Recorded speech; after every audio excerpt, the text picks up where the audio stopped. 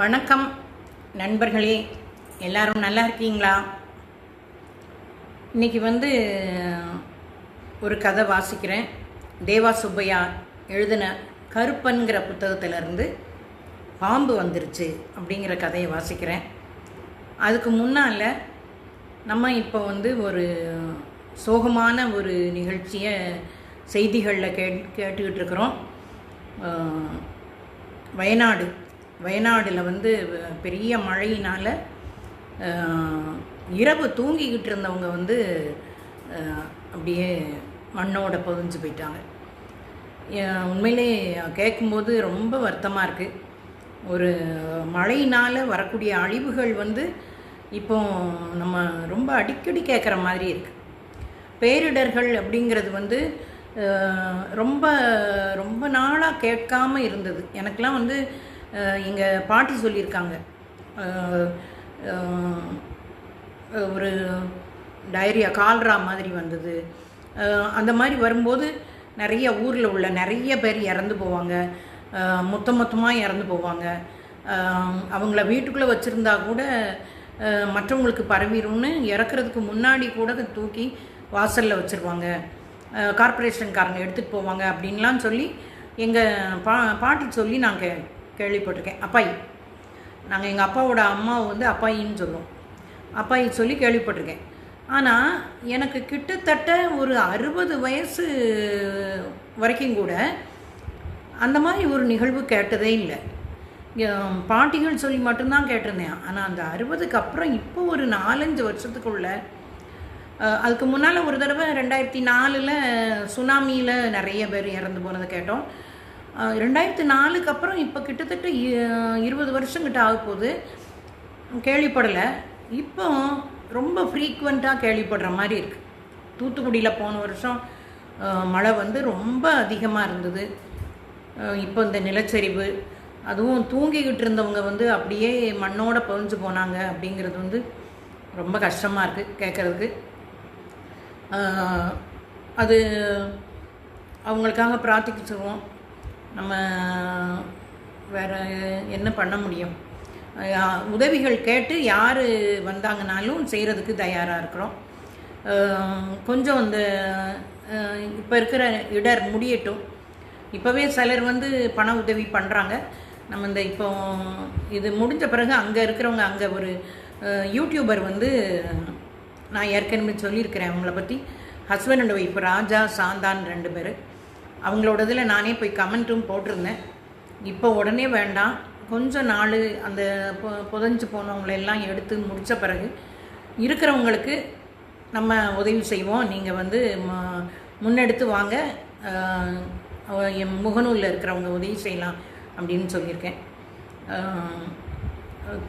பிரார்த்திச்சுக்கிறோம். நம்ம இயற்கையை எவ்வளோ பாதுகாப்பாக வைக்க முடியுமோ அவ்வளோ பாதுகாப்பாக வச்சுக்கிறோம். நான் ஒரு முகநூலில் ஒரு பதிவு போட்டேன், பார்த்துருப்பீங்கன்னு நினைக்கிறேன். உண்மையிலே இயற்கை கோவப்பட்டுச்சுன்னா அந்த கோவத்தை நம்மளாலெல்லாம் தாங்கவே முடியாது. அது அப்படி ஒரு சூழ்நிலையில் நம்ம இருக்கிறோம். ஆனால் இன்றைக்கி ஒரு கதை வாசிக்கலான் இருக்கிறேன். முதல்ல அந்த கதையை தான் யோசித்தேன், பாம்பு வந்துருச்சுங்கிற கதையை யோசித்தேன். அதுக்கப்புறம் இப்போ உள்ள இந்த சூழலுக்கு அது ஒரு நகைச்சுவை நிறைந்த கதை, அது இப்போ வேண்டான்னு தோணுது. நான் ஆக்சுவலாக இந்த யூடியூப் எடுக்க ஆரம்பிக்கும் முன்னாடி கூட அதை வாசிச்சிருவோம் அப்படின்ட்டு தான் கேஷுவலாக இருந்துட்டேன். ஆனால் எனக்கு இப்போ என்ன தோணுதுன்னா, நம்ம இவ்வளோ ஒரு வருத்தமான விஷயத்தையும் சொல்லிவிட்டு அதை தொடர்ந்து ஒரு நகைச்சுவையான ஒரு கதையை சொல்கிறது சரியாக இருக்காதுன்னு தோணுது. அதனால் வேறு ஒரு கதையை வாசிக்கிறேன். இது தேவா சுப்பையா எழுதின கருப்பன்கிற புக்கு. ஏற்கனவே இதிலேருந்து ஒரு கதை வாசிச்சிருக்கிறேன், காற்று வாக்கில் 2 காதல் அப்படிங்கிற கதை வாசிச்சிருக்கேன். இப்போ நான் சொல்கிற கதையை கூட நான் இன்னொரு சந்தர்ப்பத்தில் நம்ம கேஷுவலாக இருக்கக்கூடிய ஒரு சந்தர்ப்பத்தில் வாசிக்கிறேன். பாம்பு வந்துருச்சு அப்படிங்கிற கதை ஒரு நகைச்சுவையாக எழுதியிருக்கிறார். இப்போ வேண்டாம், இப்போ இருக்கிற மூடுக்கு அது சரிப்படாது. நான் புறப்பட்டு வரும்போது ஆக்சுவலாக அந்த வயநாடு விஷயத்தை பேசணுங்கிறத மறந்துட்டேன். வழக்கம் போல் புறப்பட்டு வந்துட்டேன். அதனால் இப்போ வேண்டாம், இப்போ அந்த கதை வேண்டாம். கொம்பனுன்னு இன்னொரு கதை இருக்குது, அதை வாசிக்கிறேன். தேவா சுப்பையா வந்து துபாயில் வேலை பார்த்துருக்காரு. பிளாக் காலத்திலேருந்து என் அறிமுகமானவர். அவருடைய எழுத்து ரொம்ப நல்லாயிருக்கும். அதுவும் அந்த துபாய் அனுபவத்தை வச்சு எழுதியிருக்கிறாரு. அந்த கதைகள், நிறைய கதைகள் வந்து அந்த துபாய் அனுபவத்தை வச்சே எழுதியிருக்கிறார். அவர் என்ன சொல்லியிருக்காருன்னா, தேவா சுப்பையா எழுதியுள்ள கருப்பன் சிறுகதை தொகுப்பில் இடம்பெற்றுள்ள கதைகளை நீங்கள் புனைவென கருதினால் புனைவு, வாழ்வென கருதினால் வாழ்வு. உண்மையில் இவற்றை சிறுகதைகள் என்று சொல்வதைக் காட்டிலும் ஆழ்மனதில் புதைந்து கிடக்கின்ற ஒரு சில சம்பவங்களை தோண்டி கண்டடையும் ஒரு முயற்சி என்பதே பொருந்தும். வாழ்வின் மையப்பகுதியை எட்டிவிட்டவர்களும் கடந்து விட்டவர்களும் இந்த கதைகளில் வரும் ஒரு சில சம்பவங்களை ஏனும் கண்டிருப்பார்கள் அல்லது அனுபவித்திருப்பார்கள். அவர்களை பொறுத்தவரை தங்களுடைய நாட்குறிப்பேட்டை புரட்டி பார்க்கும் அனுபவம் இந்த கதைகள் வழியே கிடைக்கும். இளைய தலைமுறைக்கோ பிறர் டைரியை வாசிக்கும் வாய்ப்பு கிடைக்கும்போது அடையும் மனக்கிளர்ச்சி நிச்சயம். ஒவ்வொரு கதையிலும் நாம் இருப்போம் அல்லது நம்மை சுற்றி வாழ்ந்தவர்களே வாழ்கின்றவர்களே இருப்பார்கள். மொத்தத்தில் கால இயந்திரத்தில் ஏறி அரை நூற்றாண்டு காலத்தை சுற்றி பார்த்து வந்த அனுபவத்தை கருப்பன் தருவான் என்பது உறுதி. இது வந்து அவர் கதையை பற்றி எழுதியிருக்கிற ஒரு முன்னுரை. இதில் சிறுகதைகளின் தொகுப்பு இது. இதில் கொம்பன்கிற கதையை இப்போ நான் வாசிக்கிறேன். நான் சொன்ன போல் பாம்பு வந்துருச்சு, இந்த சந்தர்ப்பத்துக்கு பொருத்தம் இல்லை, அதனால் நம்ம அது இன்னொரு சந்தர்ப்பத்தில் வாசிக்கிறோம். கொம்பன். சகித்து கொள்ள முடியாத இடதுகை தோள்பட்டை வலி. கரண்ட் ஷாக் வைத்தது போல படுத்தி வைக்க அது தினேஷை மருத்துவமனை நோக்கி ஓட வைத்தது. கொலஸ்ட்ரால் லெவல், ப்ரெஷர் லெவல் என்று ஏதேதோ பரிசோதிக்க தொடங்கிய பொழுது தற்காலிக வலி நிவாரணத்துக்காக தடித்த ஊசியோடு வந்த கேரளத்து நர்ஸ் சுவாரஸ்யமானவளாய் இருந்தாலும் ரசிக்க முடியவில்லை அவனால். எல்லா நகரங்களிலும் வாழ்க்கை வேகமாகத்தான் பயணிக்கும் என்றாலும் துபாய் எல்லாவற்றிற்கும் விதிவிலக்கு. துபாயில் வாழ்ந்துவிட்டால் உலகின் வேறெந்த பிரதேசத்துக்கு சென்றாலும் ஸ்லோ மோஷனில் எல்லாம் நடப்பது போல தோன்றும். உளவியல் ரீதியாய் இந்நகரம் உருவாக்கி வைத்திருக்கும் உயரங்களை ஒருபோதும் இன்னொரு நாட்டால் தொட முடியுமா என்பது சந்தேகம்தான். மணிக்கு 120 கிலோமீட்டர் வேகத்தில் பறக்கும் வாகனங்களும் பாயிண்ட் டு பாயிண்ட் உரையாடல்களும் ஒரு நாளில் 10 வேலையை முடித்துவிட்டு மீண்டும் அலுவலகம் வந்து 3 சந்திப்புகளை நடத்தும் அதிசயங்களும் துபாயில் சர்வசாதாரணம். கட்டடத் தொழில்தான் இந்நகரத்தின் பிரதான வேலை. அதன் அடிப்படையில் நடைபெறும் அநேக தொழில்களும் சுற்றுலாவும் இந்நகரத்துக்கு ஈட்டிக் கொடுக்கும் பணம் கோடிக்கணக்கான பில்லியன்கள். ஏன் இந்த நாட்டை விட்டு போக யாரும் விரும்புவதில்லை என்ற கேள்விக்கு பதிலாய் சுகாதாரம், கல்வி, மருத்துவம், மின்சாரம், சாலை வசதி என்று எல்லாமே உலகத்தரத்தில் சாமானியனுக்கு கூட கிடைத்துவிடும் என்றாலும் இவை எல்லாவற்றுக்கும் மேலாக இருப்பது இங்கிருக்கும் பாதுகாப்பு. துபாய் நகரத்தை அப்டேட் செய்து கூகுள் மேப்பை டயர்டாகி போகும் அளவுக்கு தினமும் இந்நகரத்தின் உள்கட்டமைப்பு மாறிக்கொண்டே இருக்கும். இது வந்து சும்மா ஒரு உதாரணத்துக்கு சொல்லியிருக்கிறார். அதாவது அப்டேட் பண்ணிக்கிட்டே இருந்தோம்னா கூகுள் மேப்பு கூட டயர்டாகி போகிற அளவுக்கு அங்கே மாற்றங்கள் வந்துக்கிட்டே இருக்கும். இந்த இடத்துல எனக்கு ஒன்று சொல்ல தோணுது.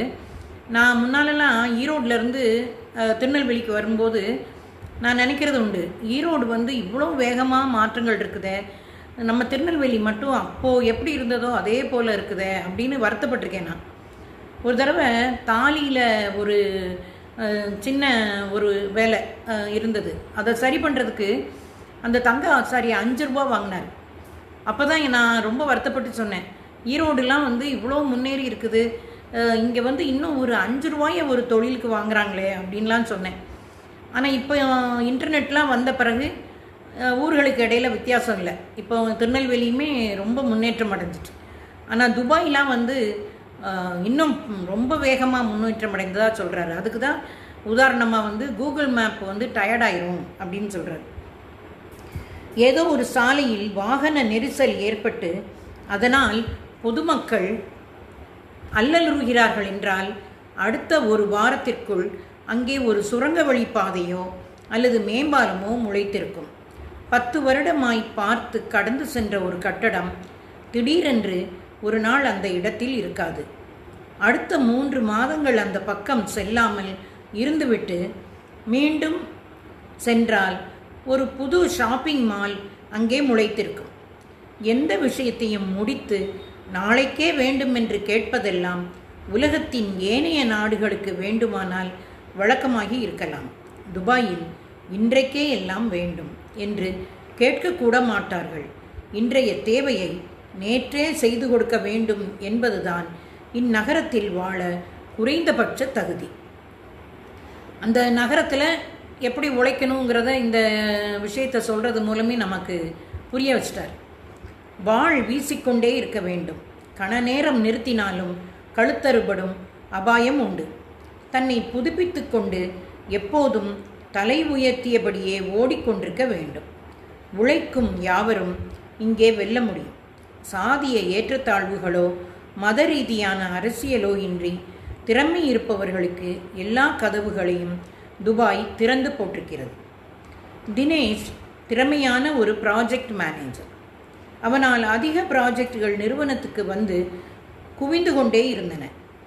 நட்சத்திர விடுதிகளின் சுவர்களை அலங்கரிக்கும் ஓவியங்களையும் சட்டமிடப்பட்ட படங்களையும் பல வடிவங்களிலான சிற்பங்களையும் சுவர் சிற்பங்களையும் தயாரிக்கும் நிறுவனத்தின் வேலை அத்தனை எளிதானதல்ல.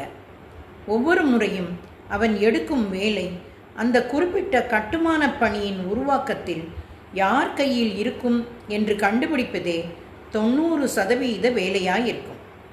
மெயின் கான்ட்ராக்டரா கட்டடத்தின் உள்கட்டமைப்பு வடிவங்களையும் அலங்கார பொருள்களையும் திட்டமிடும் நிறுவனமா, மரச்சாமான்களை தயாரித்து வழங்கும் நிறுவனமா, அந்த கட்டடத்தில் குடியேறி தொழில் நடத்தப் போகும் ஹோட்டல் நிர்வாகமா, அல்லது கட்டடத்தின் முதலாளியா? யார் தினேஷின் நிறுவனம் தயாரிக்கும் பொருட்களுக்கான டெண்டரை வெளியிடுவார்கள் என்று கண்டுபிடிப்பதற்குள் தலை சுற்றிவிடும். இதுதான் லஞ்சம் நடக்காமல், லஞ்சம் வாங்கிறது இல்லாமல் இருக்கிறதுக்கு ஒரு வழியாக எனக்கு தோணுது. யார் டெண்டர் போடுவாங்கன்னு தெரிஞ்சால் அவங்கள அப்ரோச் பண்ணி லஞ்சம் கொடுத்து அந்த டெண்டரை தனக்கு வாங்கிறதுக்குள்ளது, அங்கே மற்றவங்க என்ன ரேட்டில் கொடுத்துருக்காங்கன்னு தெரிஞ்சுக்கிறது, இதுக்கெல்லாம் வாய்ப்பு இருக்குது. டெண்டரை கொடுக்குறதே யாருங்கிறத கண்டுபிடிக்க முடியாதுங்கிறது லஞ்சத்தை ஒழிக்கிறதுக்கு ஒரு முக்கியமான வழியாக எனக்கு தோணுது.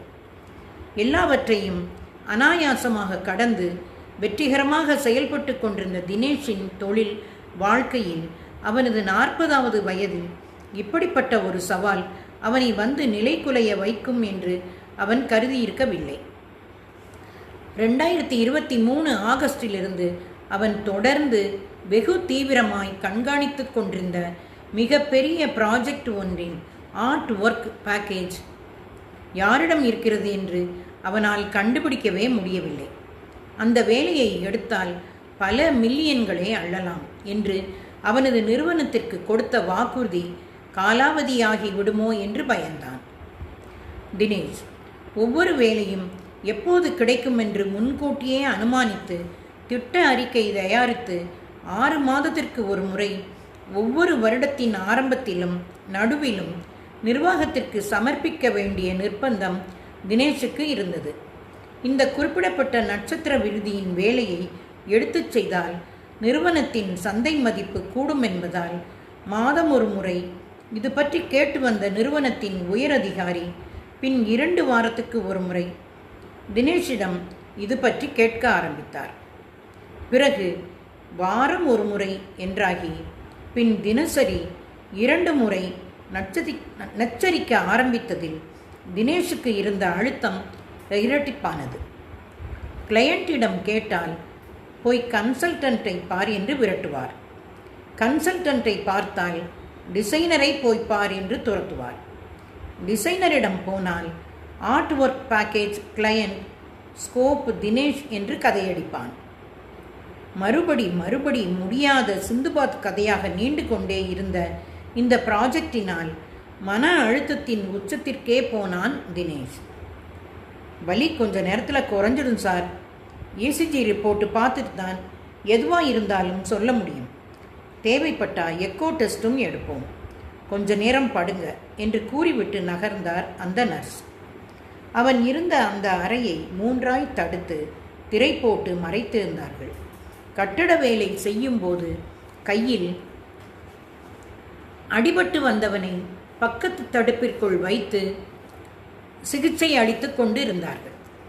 அவன் உயிர் போவது போல வங்காள மொழியில் பிதற்றிக் கொண்டிருந்தான். வெளிநாட்டில் வந்து வேலை பார்ப்பது வரை சரிதான். ஆனால் ஏதாவது ஒரு இடத்தில் பிழை என்றாலும் அது அவ்வளவு சுகமாய் இருக்காது. அதுவும் உடல் நலன் சார்ந்து ஒரு பிரச்சனை என்றால் மொத்த நம்பிக்கையும் சிதறிப்போக ஒடுங்கி கிடக்க வேண்டியதுதான். வேலை செய்வதற்காக மட்டுமே வெளிநாட்டுக்கு வந்திருப்பவர்களை ஏதோ ஒரு விபத்தோ அல்லது நோயோ முடக்கி போட்டுவிட்டால் அவ்வளவுதான். மோட்டு வலையை பார்த்தபடி அறையில் படுத்து கிடக்கும் கொடுமையை அனுபவித்தவர்களுக்கு மட்டுமே அந்த வேதனை தெரியும். உண்மைதானே? அதாவது குடும்பத்தோடு அங்கே போனாங்கன்னா நிறையா சேமிக்க முடியாதுன்னு அநேகமாக துபாய்க்கு போகிறவங்க வந்து தனியாக தான் போகிறாங்க. தனியாக போனால் கொஞ்சம் செலவுகள் குறையும், சேமிப்பு அதிகமாகும் அப்படின்னு. வேலை செய்கிற வரைக்கும் தெரியாது, ஒரு நல்ல உழைப்போடு இருக்கிற வரைக்கும் தெரியாது. திடீர்னு சுகமில்லாமல் ஆயிட்டுன்னா அந்த தனிமை வந்து ரொம்ப பாவம்தான். 10 பேர் தங்கி இருக்கும் பேச்சுலர் குடியிருப்பில் ஒருவனுக்கு முடியவில்லை எனில் வேலை முடிந்து வந்துதான் உடனிருப்பவர்களால் உதவ முடியும். இவனுக்கு உதவ அவன் விடுமுறை எடுத்தான் என்றால் அவன் வேலைக்கு ஆபத்து வந்துவிடும். அல்லது ஒரு நாள் சம்பளம் பறிபோகும். ஒரு நாள் சம்பளத்தை இழக்க அவ்வளவு எளிதில் யாரும் முன்வர மாட்டார்கள். ஊரில் பிள்ளைகளின் படிப்பு, மகளின் திருமணம், கடன், வட்டி என்று மிரட்டும் அத்தனை சவால்களையும் சமாளிக்க ஓடி வருபவர்களுக்கு ஒவ்வொரு நாள் வேலையும் முக்கியம். கையில் தையல் போட்டு கொண்டிருந்த அந்த வங்காளியை நினைத்து வருத்தப்பட்டு கொண்டிருந்த தினேஷ் வெளியில் காத்திருந்த அவனது 7 வயது மகனையும் மனைவியையும் நினைத்து கலங்கினான். சாமானியமாய் யாருக்கும் அடங்காதவன் தினேஷ். தனக்கு ரிப்போர்ட் செய்யும் சக ஊழியர்களிடம் எகிறுவான். டார்கெட் இஸ் எவ்ரிதிங் என்று சேல்ஸ் மீட்டிங்கில் கர்ஜிப்பான். 8 மாதத்திலேயே வருடத்தின் டார்கெட்டை ஒவ்வொரு வருடமும் முடித்து விடுவான். ஆதலால் யாரையும் சட்டை செய்ய மாட்டான். எல்லா உத்திகளையும் கையாண்டு வேலையை முடிப்பதில் அவன் கில்லாடி. அப்படிப்பட்ட தினேஷுக்கு பெரும் சவாலாய் இருந்தது அந்த புது ஷெரட்டன் ஹோட்டல் ப்ராஜெக்ட். கார் பந்தயம் நடக்கும் இடம் போலத்தான் இருக்கும் துபாயின் ஷேக் சைத் சாலை. இடமும் வலமும் இருக்கும் 6 டிராக்குகளில் மணிக்கு 120 கிலோமீட்டர் வேகத்தில் பறக்கும் வண்டிகளுக்கு மத்தியில் சலனம் இல்லாமல் தனது வண்டியை செலுத்தி கொண்டிருந்தான் தினேஷ். முன்னால் இருக்கும் வாகனத்தின் டயர் தெரியும் தூரத்தில் வாகனத்தை ஓட்ட வேண்டும். ஒரு டிராக்கிலிருந்து இன்னொரு டிராக் மாறும்போது முன்னால் இருக்கும் வாகனத்தை கவனித்து கொண்டே பின்னால் வரும் வாகனத்தின் தூரத்தை கணித்து இடது மாற வேண்டுமென்றால் இடது, வலது மாற வேண்டுமென்றால் வலது இண்டிகேட்டரை இயக்கி மீண்டும் ரியர் வியூ கண்ணாடியை பார்த்து சரேல் என்று அடுத்த டிராக்கிற்கு தாவ வேண்டும். ரொம்ப வேகமான நாடு போல இருக்கு.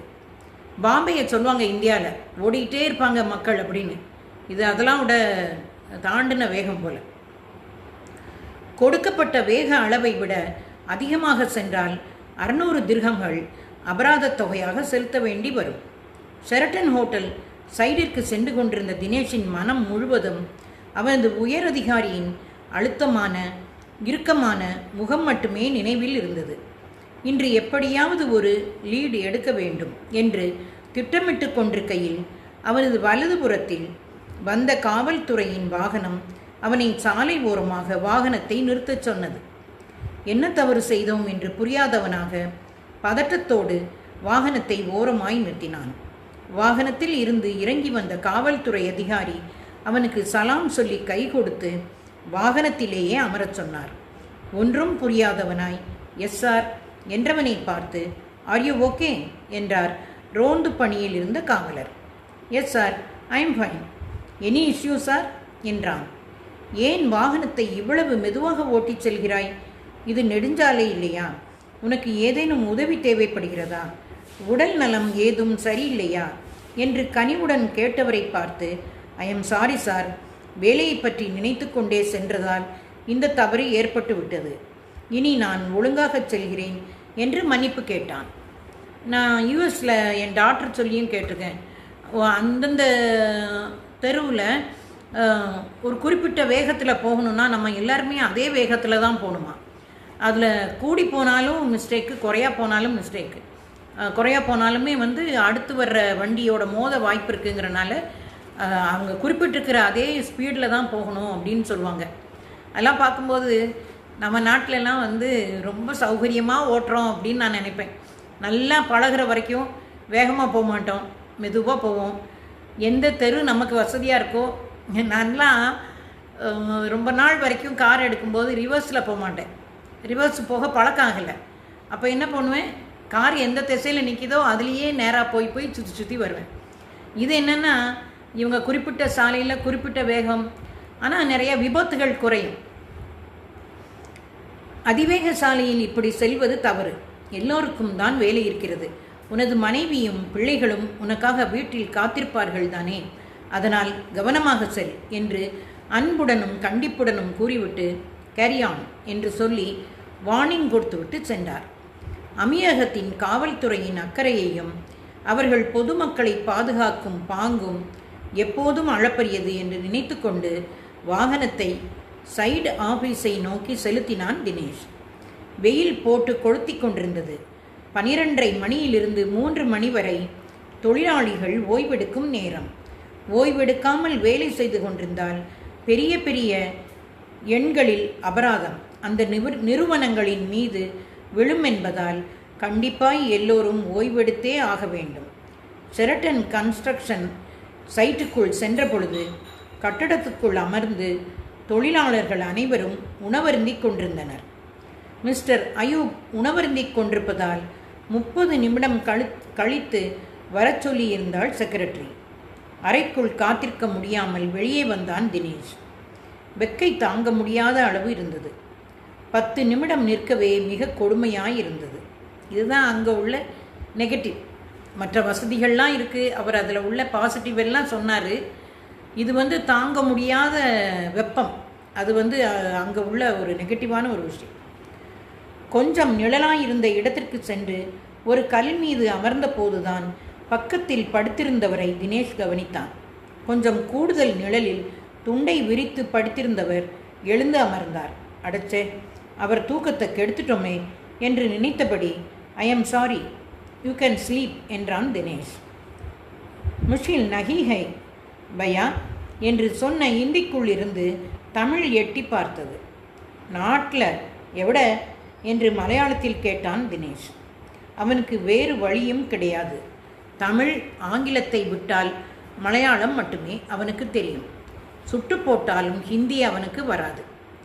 வெள்ளை மீசையை முறுக்கியபடி ராமநாதபுரம் மாவட்டம் திருவாடானை பக்கம் ஆயிரவேலி தமிழ்நாடு என்று விலாவரியாக கூறி காலை சம்மணமிட்டபடி அமர்ந்த சட்டையில் இருந்த தூசியை தட்டிவிட்டு மறுபடி மீசையை முறுக்கினார் அவர். நம்மூரான எந்த கம்பெனி, எத்தனை வருஷமாக இருக்கீங்க என்றான் தினேஷ். வெளிநாட்டுக்கு போயிட்டோம்னா நம்ம நாடுனா எந்த நாட்டில் எந்த ஸ்டேட்டில் இருக்கிறவங்களானாலும் ஒரு பாசம் வந்துடும்ல. அது அப்படி தான். ஊருக்குள்ளே இருக்கிற வரைக்கும் ஒருத்தருக்கு ஒருத்தர் சண்டை போட்டுக்கிட்டு இருப்போம். ஒரு ஊரை விட்டு இன்னொரு ஊரில் போய் நம்ம ஊர்க்காரங்களை பார்த்தோம்னா பாசம் வந்துடும். ஒரு ஸ்டேட்டை விட்டு இன்னொரு ஸ்டேட்டில் போய் நம்ம ஸ்டேட்காரங்களை பார்த்தோம்னா பாசம் வந்துடும்.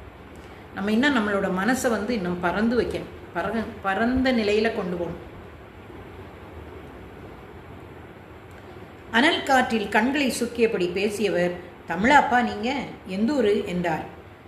சிவஞனே, அட அம்மூரு நாடிதானா, இங்கனே ஏன் சார் வந்து உட்கார்ந்துருக்கிறிய என்று கேட்டவரின் சார் என்ற பதம் அவனுக்கு உறுத்தியது. அவரின் வயது அப்படி அவனை எண்ண வைத்தது. அங்கு வந்திருக்கும் விவரத்தை சொன்னான் தினேஷ். இப்போதான் வந்து 7 வருஷமாச்சுப்பா. செக்யூரிட்டி வேலைக்குன்னு சொல்லி கூட்டியாந்தாங்க. அப்படி இப்படின்னு கட்டட வேலையே பழகி போச்சுப்பா. 2-3 வருஷத்தில் போயிடலாம்னு தான் வந்தேன். நம்ம ஊரில் போய் இருக்கவும் முடியல, இந்த ஊரும் விடமாட்டேங்குது என்று சிரித்தார். ரொம்பவே வறட்சியாய் இருந்தது அவரது சிரிப்பு. மழை தண்ணி இல்லை, விதைச்சா அம்புட்டும் சாபியாக போயிடுது. கம்மாயில் தண்ணி இருக்கிறதில்ல. 2 பொட்ட பிள்ளைக கட்டி கொடுத்துட்டேன். ஒரு பள்ளிக்கூடம் போகிறான். வருமானம் பத்தலை. தலைக்கட்டான் குடும்பந்தேன். எங்கள் ஐயாவுக்கு அப்புறம் அதது பொழப்ப பார்க்க வெளியூருக்கு போயிடுச்சுங்க.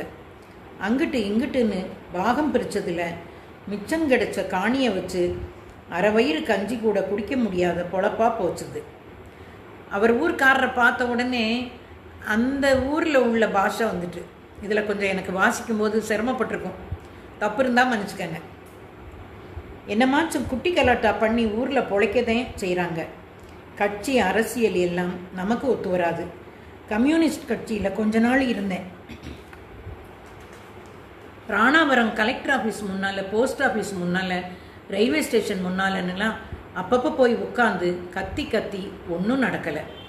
பொருணி பேச தெரியாதப்ப அதுவே பொழைக்க தெரியாத பொழைப்பாகவும் போச்சு.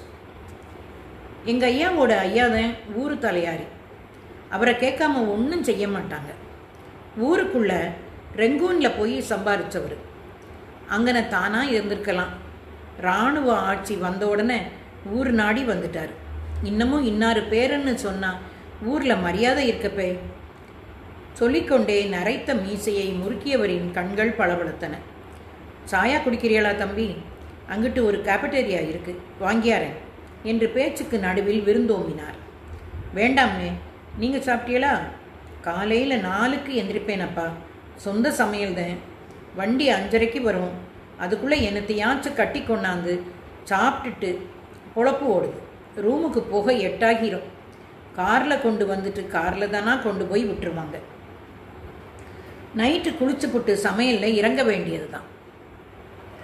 ஊரின் பெரிய தலைக்கட்டு வந்த இடத்தில் வாழும் கதையை தினேஷிடம் சொல்லி கொண்டிருந்தது.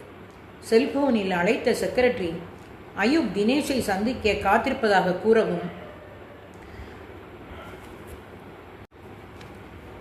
உட்கார்ந்திருந்த தினேஷ் எழுந்து அவரிடம் வரண்ணே என்றான். கிளம்பிட்டீங்களையா என்றவர் எழுந்து நின்று கும்பிட்டார்.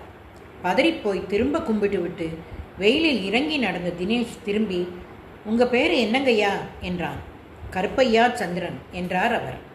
நாளைக்கு கருப்பையா சந்திரன் ஊருக்கு வந்து, என்னையா ஊர் இது, அங்கெல்லாம் எப்படி இருக்கும் தெரியுமா என்று அத்தர் மணக்க ஊரில் இருப்பவர்களிடம் ஏதாவது பெருமையாய் பேசினால், ஓவரா சீன் போடுதியா பெருசு என்று யாரும் ஏளனம் மட்டும் செய்துவிடக்கூடாது என்று நினைத்தவன் திரும்பி மறுபடி அவரை கும்பிட்டு விட்டு சைடு ஆஃபீஸை நோக்கி நடந்தான். அந்த கட்டடத்தை கட்டும் உரிமையாளரால் மொத்த கட்டடப் பணிகளையும் மேலாண்மை செய்ய நியமிக்க கட்டட நிறுவனத்தின் ப்ராஜெக்ட் டைரக்டர் தான் அயூப் கான். பாகிஸ்தானி. பார்ப்பதற்கு பழைய கிரிக்கெட் வீரர் ஜாவித் மியாண்டட் போல இருப்பார். லேசான முன் தள்ளிய தொப்பை, காற்றில் அலைபாயும் தலைமுடி, சாயம் பூசப்பட்ட மீசை, குறுந்தாடி, வாயில் சிகரெட்டோடு அமர்ந்திருந்த அயூப் தினேஷை பார்த்து சிரித்தார். Look Dinesh, it is normal. தொடர்ந்து கட்டுமானத் துறையில் 25 வருடங்களுக்கும் மேலாக வேலை செய்து வருகிறேன்.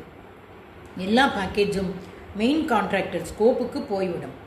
குறிப்பாய் ஆர்ட் ஒர்க் பேக்கேஜ் மட்டும் கட்டடத்தை கட்டும் முதலாளி கையில் இருக்கும். ஏனெனில் கட்டடத்தின் உள்கட்டமைப்பு வடிவமைக்கும் நிறுவனத்தை நேரடியாகவே அவர்கள் கையாளுவார்கள். அதன் ஒரு பகுதியாக நீங்கள் உற்பத்தி செய்து கொடுக்கும் சுவர் ஓவியங்களும் அலங்கார சிற்பங்களும் வருவதால் கடைசி வரை உங்கள் பேக்கேஜ் யாரிடம் வரும் என்பது எங்களுக்கே தெரியாது. சில நேரம் மெயின் கான்ட்ராக்டரிடம் கொடுப்போம். சில நேரம் மர வேலைகள் செய்யும் ஃபிட் அவுட் கான்ட்ராக்டர் வசம் செல்லும். இன்னும் சொல்லப்போனால் ஆர்ட் ஒர்க் இல்லாமல் கூட ஹோட்டலை திறந்து விடவும் செய்வோம் என்று கிண்டலாய் தினேஷை பார்த்தார். சார், வீடென்பதும் அலுவலகம் என்பதும் குறிப்பாய் வணிக ரீதியில் இயங்கும் நட்சத்திர விடுதிகள் என்பதும் வெறும் 4 சுவர்களை கொண்ட இடம் மட்டுமல்ல. அங்கே மனிதர்கள் வந்து சென்று கொண்டே இருப்பார்கள். வெகு குறிப்பாய் நட்சத்திர விடுதிகளில் வந்து தங்குபவர்கள் ஓய்வுக்காகவும் அலுவலக வேலை நிமித்தமும் வந்து தங்குகிறார்கள். அப்படி அதிக பணம் கொடுத்து வருபவர்கள் உளவியல் ரீதியாய் மகிழ்ச்சி அடைய வேண்டும். ஹோட்டலின் வரவேற்பறையிலிருந்து ரெஸ்டாரண்ட்டுகள், பால்ரூம், பார், டாய்லெட், நீண்ட நெடிய காரிடார், படுக்கையறையின் வரவேற்பறை என்று வெறும் சுவர்களை பார்த்து கொண்டிருந்தால் அவர்களின் மனம் புத்துணர்ச்சி அடையும் என்றா நீங்கள் கருதுகிறீர்கள்? வெறும் சுவர்களுக்கு உயிரளித்து ஒட்டுமொத்த கட்டடத்திற்குமே ஜீவனை கொடுப்பவை ஓவியங்கள். ஒரு அப்ஸ்ட்ராக்ட் பெயிண்டிங்கில் இருக்கும் பல வண்ண கலவையிலான ஒழுங்கற்ற அந்த வடிவம் தரும் உற்சாகம் இருக்கிறது பாருங்கள். அது கூடுதலாய் அந்த நட்சத்திர விடுதியை நேசிக்க வைக்கும். உன்னதமான சுற்றுப்புறத்தையும் மனதுக்கு சமாதானமான சூழலையும் குதூகலிக்க வைக்கும் மனோநிலையையும், இன்னும் சொல்லப்போனால் ஆழ்ந்த ஒரு தியான நிலையையும் கொடுக்க ஓவியங்களால் மட்டும்தான் சார் முடியும். அலங்கார சிற்பங்களும் இந்த வேலையை உடன் செய்கின்றன. கலை என்ற ஒன்று இல்லாவிட்டால் நம் வாழ்வு அர்த்தமற்றதாய் மாறிப்போய்விடும். ஓவியங்கள் கொடுக்கும் இனம் புரியாத உணர்வை எப்படி எழுதுவது அல்லது சொல்வது?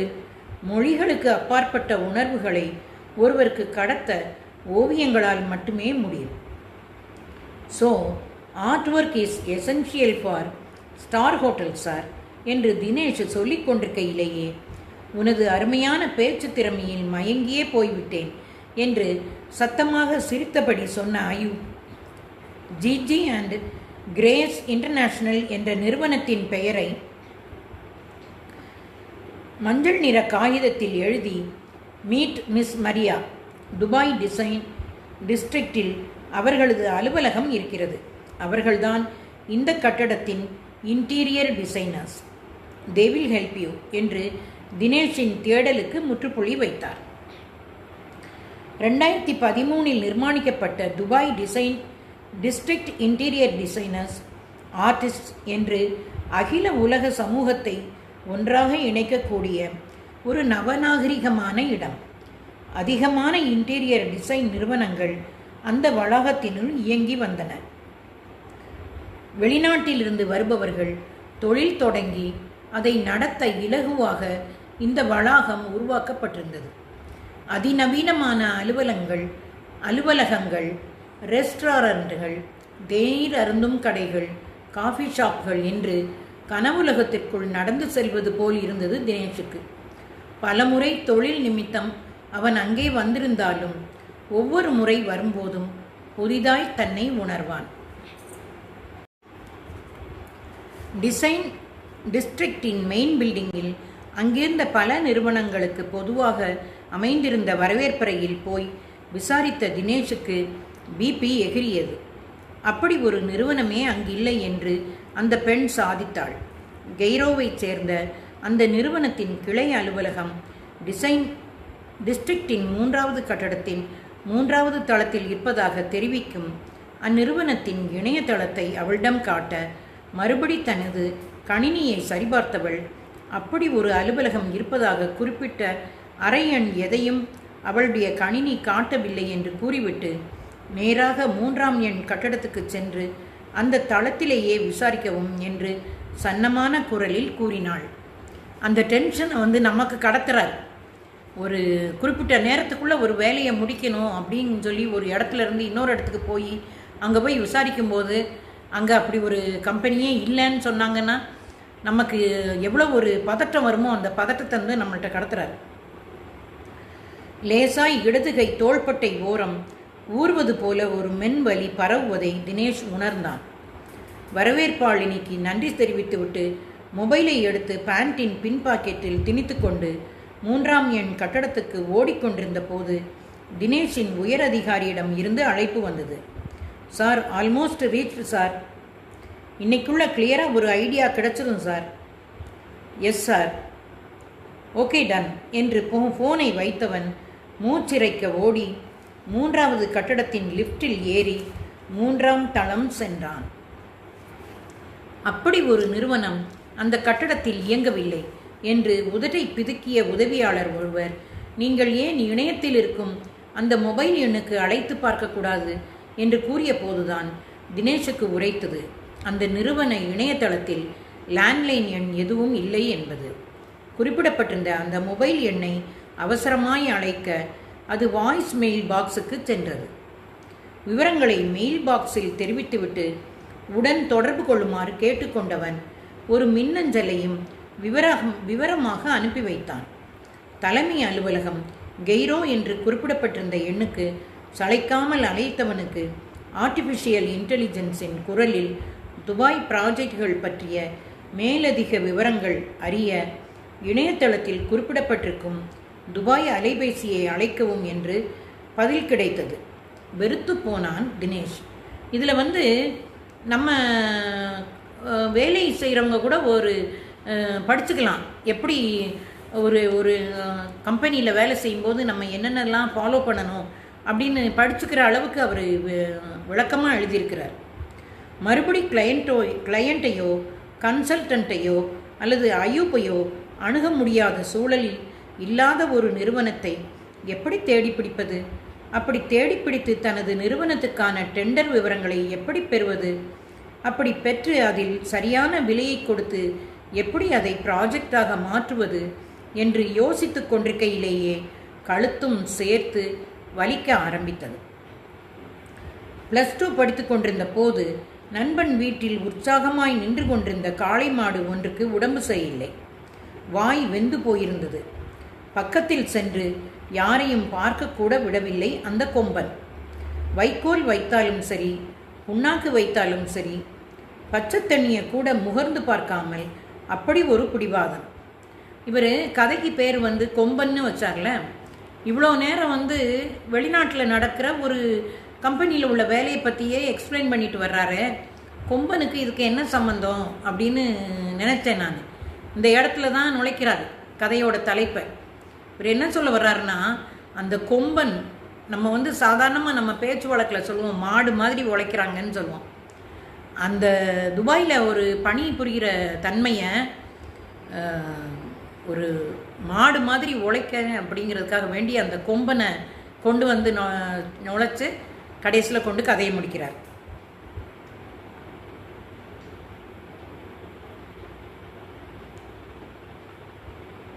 அப்படி உருமலும் செருமலும் அருகே சென்றாலே முட்டை வருதலும் என்று பாடாய்ப்படுத்தி எடுத்த கொம்பன் ஒரு நாள் கிட்டக்கூட யாரையும் அனுமதிக்கவில்லை. அப்படியே விட்டுருங்கப்பா, அவனா வருவான், பார்த்துக்கிடலாம் என்று நண்பனின் அப்பா சொல்ல அருகில் யாரும் செல்லவே இல்லை. எச்சரிக்கையை மீறி ஒரு நாள் அருகில் சென்று பின்புறத்தை வருடி வாலை தொட்ட தினேஷை எட்டிவிட்ட உதையில் தொடை சிவந்து போனது. நண்பன் வீட்டில் வேறு வாங்கி கட்டி கொண்டான் தினேஷ். உழவுக்கு என்று போய்விட்டால் கொம்பனைப் போல ஓடி ஆடி வேலை செய்ய யாராலும் முடியாது. ஒற்றை மாட்டை வைத்துக்கொண்டு ஏக்கர் கணக்கில் உழுது விதைத்து விடுவார்கள். வண்டியில் பூட்டினால் உடன் வரும் மாடு கதறிவிடும் அளவுக்கு இவன் இழுக்கும் இழுவை இருக்கும். மேய்ச்சலுக்கு என்று அழைத்து சென்று வயக்காட்டில் விட்டால் கொம்பன் ஒரு இடத்தில் நிற்க மாட்டான். அங்குமிங்கும் ஓடுவான். வரப்பில் கொம்பை வைத்து முட்டி வீரதீர சாகசங்கள் செய்வான். வரப்பில் ஏறி நடந்து செல்ல மாட்டான். அங்கும் இங்கும் ஒரே தாவுதான். எல்லா மாடுகளும் அசந்து படுக்கும் நேரத்தில் கூட ஒரு இடத்தில் இருக்க மாட்டான் கொம்பன். ஒரு சட்டி தண்ணியாக இருந்தாலும் கழனி தண்ணீரை குடித்துவிட்டு நாக்கை சுழட்டி மூக்கை சுத்தம் செய்து மறுசட்டிக்காக நிமிர்ந்து பார்ப்பான். அவனை பராமரித்து வீட்டில் இருப்பவர்களுக்கே அலுத்து போகும். வேலை வேலை என்று எத்தனை வேலை கொடுத்தாலும் சோர்வடையாமல் திமிராய் திரியும் இவன் எப்பதான் கொஞ்ச நேரமாவது அடங்கி இருப்பான் என்று வீட்டில் இருப்பவர்கள் பேசிக்கொள்வார்கள். அப்படி இருந்த கொம்பனால் நிற்க முடியவில்லை. நண்பனோடு அருகே சென்றபோது கொம்பன் அவர்களை பாவமாய் பார்த்தான். மெதுவாய் முதுகில் கை வைத்தான் தினேஷ். உடலை உலுக்கி ஏதோ ஒன்றை சொல்ல முயன்றான். அது அவர்களுக்கு புரியவில்லை. பின் டாக்டரிடம் அழைத்துச் செல்ல முடிவெடுத்தார்கள். நடக்க முடியாமல் நடந்து வந்த கொம்பனின் வீர தீர சாகசங்களை பற்றி பேசிக்கொண்டே சென்றார்கள். அறிந்தவர்களை தவிர மற்றவர்களை அருகில் சேர்க்கவே மாட்டான். அரக்கன் மாதிரி கொம்புகளை வைத்துக்கொண்டு புஷ் புஷ் என்று தீயாய் மூச்சு விடுவான். ஆஸ்பத்திரி வந்தவுடன் கொம்பன் கால் நீட்டி படுத்துக்கொண்டான். அவ்வளவுதான். வாயை பிளந்தார் டாக்டர். சிவனே என்று கிடந்தான். தட்டினார், தடவினார், குத்தினார். கொம்பன் பேசாமல் கிடந்தான். எந்த அசைவும் இல்லை அவனிடம். ஆட்டம் பாட்டம் எல்லாம் உடல் நன்றாக இருக்கும் வரைதான். இடம் வலமாய் மாறினால் அவ்வளவுதான். ஏதோ சின்ன வியாதியாம் அவனுக்கு. ஏதோ கரைத்து கொடுக்க சொன்னார்.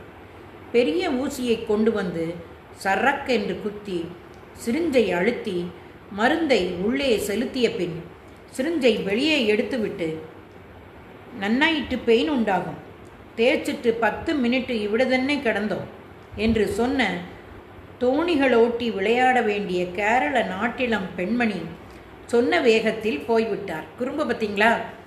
கேரள பெண்ணுன்னு சொல்கிறதுக்கு, மலையாள பெண்ணுன்னு சொல்கிறதுக்கு, தோணிகளோட்டி விளையாட வேண்டிய கேரள நாட்டிலம் பெண்மணி சொன்ன வேகத்தில் போய்விட்டார். பக்கத்து பெட்டில் இருந்த வங்காளிக்கு தையல் போட்டிருப்பதாய் பேசிக்கொண்டார்கள். ஈனஸ்வரத்தில் முனகிக் கொண்டிருந்த அவனது குரல் இன்னும் தினேஷை கலவரப்படுத்தியது. இடதுகை வலிக்கும், தோள்பட்டை வலிக்கும், கழுத்து வலிக்கும், இசிஜி, எக்கோ டெஸ்ட் என்று ஏதேதோ தொடர்புபடுத்தி பேசிக்கொண்டிருந்ததை பார்த்தபடி வெறுமனே கிடந்தான் தினேஷ். டாக்டர் கேட்ட கேள்விகளுக்கு சொன்ன பதிலில் இருந்த பவ்யம் கோயிலுக்கு போய் கடவுளிடம் வேண்டும் போது கூட அவனுக்கு வந்ததில்லை. சர்வமும் அடங்கி போய் சுகமில்லாமல் படுக்கையில் கிடக்கும்போது எப்படியாவது பிழைத்தால் போதும் என்ற எண்ணத்தை தவிர வேறொன்றும் தோன்றுவதே இல்லை. ஆபீஸை கட்டிக்கொண்டு நிறைய மாரடித்து விட்டோமோ என்ற எண்ணம் வேறு அவனை போட்டு பிசைந்து கொண்டிருந்தது. வெளியே நின்று கொண்டிருந்த பிள்ளையையும் மனைவியையும் நினைக்க அவனுக்கு கண்கள் கலங்கின. பல ஆய்வுகளுக்கு பிறகு 2 மாதத்துக்கு முன் காரோட்டி சென்று கொண்டிருந்த தினேஷின் வண்டியை டிரைவர் சீட் கதவோரம் வந்து மோதிய ஒரு புண்ணியவானின் உபகாரத்தில் இடதுகை தோள்பட்டை சதையில் ஏதோ பிசகு என்று சொன்ன டாக்டர் மற்ற ரிப்போர்ட்ஸ் எல்லாம் சரியாயிருப்பதாக சொன்னார். மருந்து மாத்திரைகளையும் கொடுத்தார். கொம்பன் வீட்டுக்கு வந்து முரண்டு ஏதும்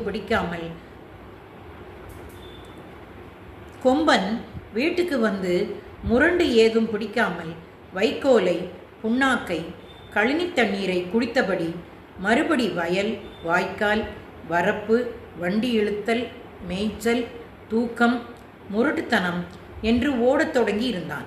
இருந்தாலும் சிவனே என்று கால் நீட்டி, வால் நீட்டி, பல் காட்டி, என்ன வேணா செய்யுங்க டாக்டர் ஐயா, இது இனி உங்கள் பொறுப்பு என்னை என்று தன்னை முழுதாய் ஒப்பு கொடுத்து கிடந்ததை மட்டும் அவன் மறக்கவே மாட்டான்.